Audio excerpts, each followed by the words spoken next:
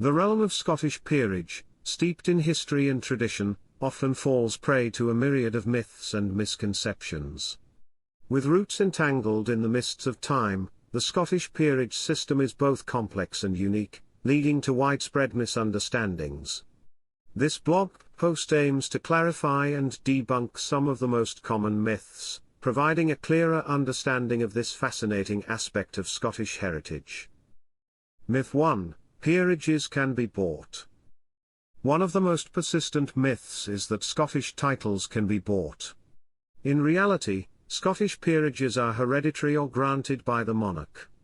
While certain titular dignities might be associated with land ownership, purchasing a plot of land in Scotland does not confer a noble title. The misconception likely stems from the commercial sale of souvenir plots of land, often marketed with misleading claims about gaining a laird title. Myth 2: Peerages are always passed to the eldest son. Another common belief is that Scottish peerages invariably pass to the eldest son. While primogeniture, the right of the firstborn son to inherit, is a prevalent practice, it's not an absolute rule. Some titles follow different lines of succession, including entailments to heirs general rather than heirs male, allowing daughters to inherit in the absence of sons. Myth 3: All Scottish peers have a seat in the House of Lords. Historically, Scottish peers did not automatically have a seat in the House of Lords. After the Acts of Union in 1707, only 16 representative peers elected by their fellow Scottish nobles were entitled to sit in the House of Lords. This practice was abolished in 1963, and now only life peers, appointed by the monarch on the advice of the Prime Minister, have this privilege. Myth 4: Peerages and clan chieftainships are the same.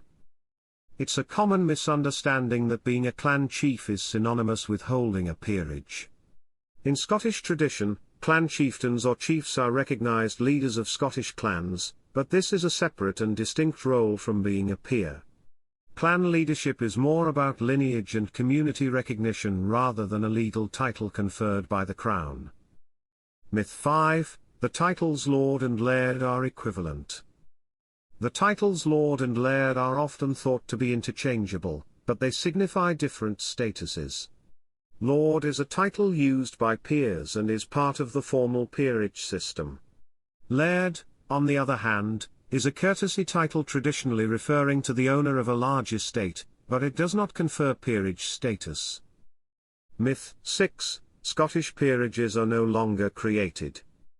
There's a notion that new Scottish peerages are a thing of the past. While hereditary peerages are rarely created nowadays, life peerages are still granted. These are typically bestowed for public service and are not hereditary, but they do. 7: Female heirs cannot inherit titles. Contrary to popular belief, female heirs can inherit Scottish titles.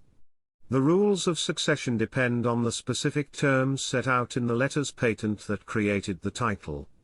In cases where the patent allows for heirs general, a daughter or a female relative can inherit the title if there are no male heirs. Conclusion: the Scottish peerage system is a rich tapestry woven with history, tradition, and legal nuances. Debunking these common myths helps in appreciating the true nature of this fascinating aspect of Scottish culture. Understanding the reality behind these misconceptions sheds light on the evolving nature of peerage and its relevance in contemporary Scotland. As we unravel these myths, we gain a deeper respect for the heritage and the ongoing legacy of the Scottish peerage system.